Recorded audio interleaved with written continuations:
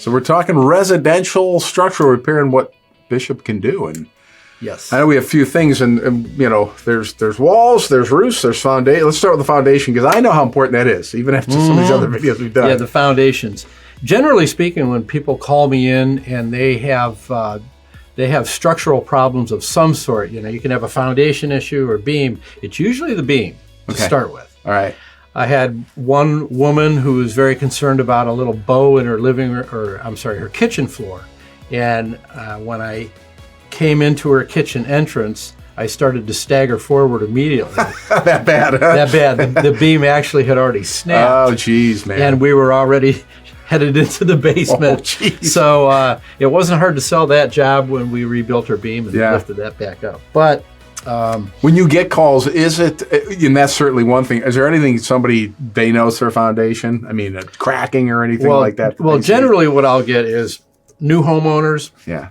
They'll have an older house, and they were assured that the beam was okay, but there's a considerable bow in the floor.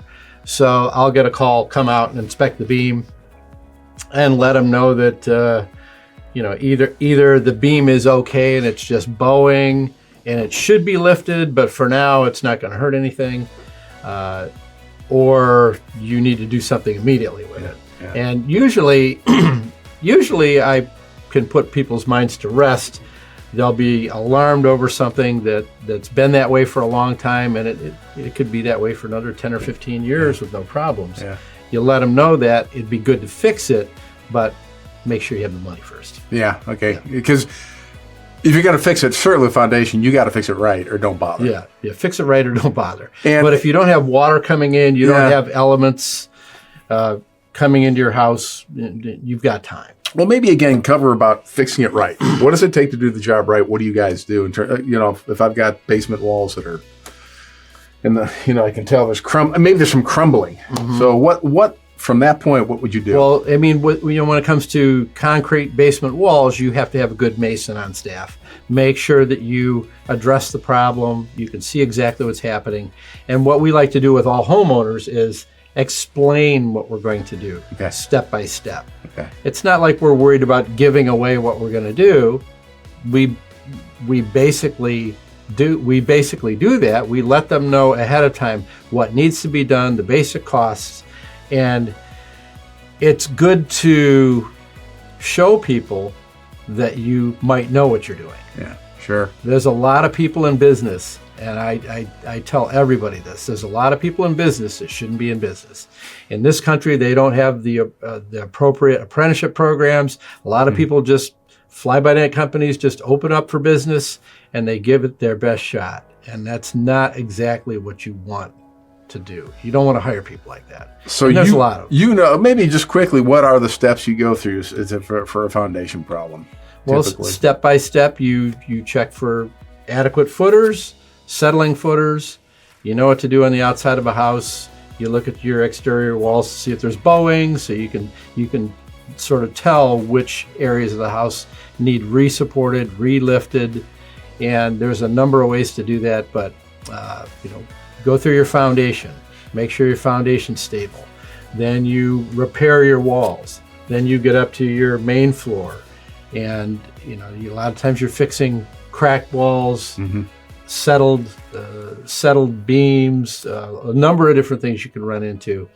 But you always keep the customer informed as to what you need to do to make things right.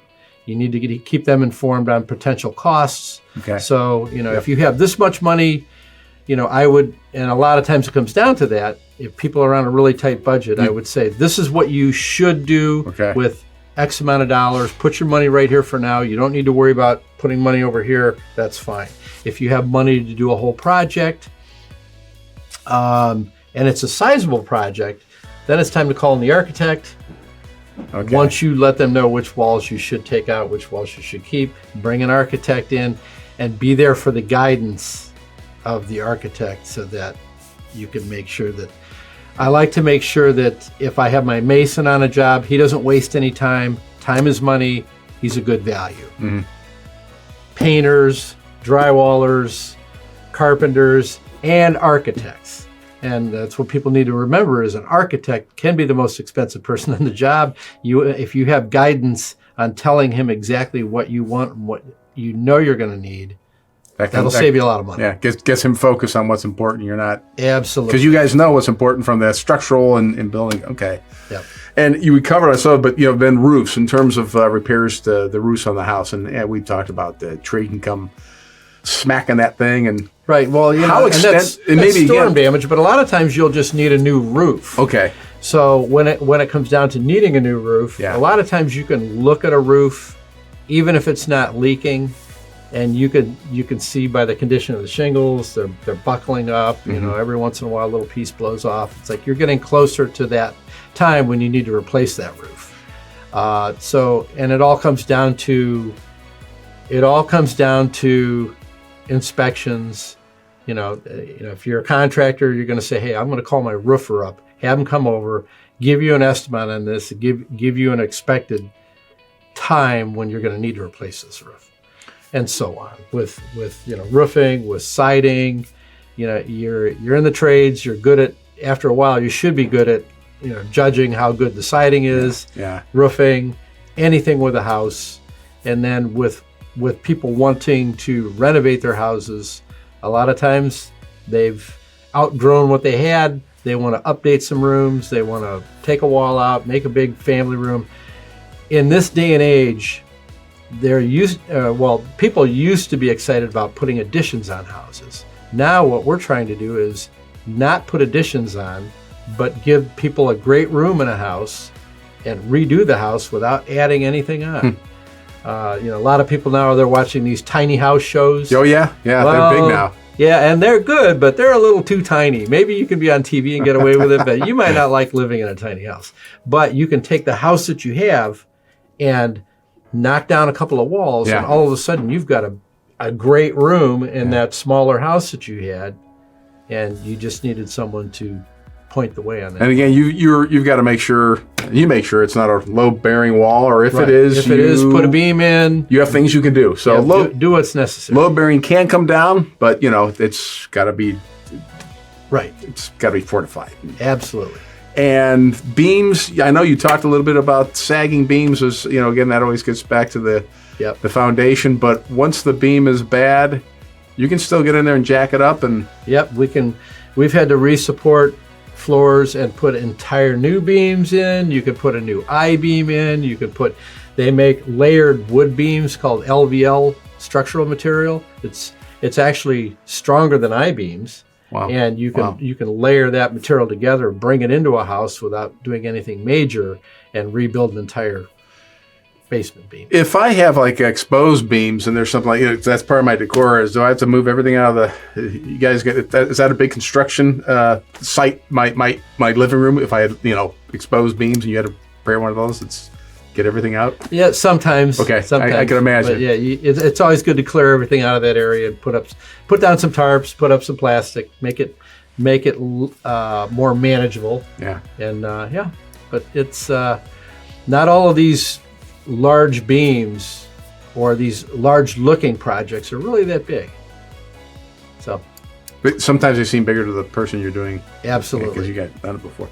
And lastly, again, a basement repair. So we've talked about walls, beams, floors. When we're talking about basement repair, what are we talking about? Basement repair can be, usually it has a lot to do with the exterior walls, but it's usually insulating exterior walls. If you don't have leaks, if you take care of your leaks on the outside, on the inside, you'll want to fur your basement walls out. You want to insulate, you'll want to drywall. Put some new electric in, make a new... That could be a nice finished make a new family room in the basement. Okay, that's nice. Yeah, and that's very common, and that's always a nice addition to a house. Yeah. Some in some parts of the country, they for square footage of living space, they don't count basements. But no matter what you do, if you're in a place that doesn't count that, but you go to sell your house and you have a nice finished room in your basement, oh yeah, you need to count that. That's definitely a finished room. Great.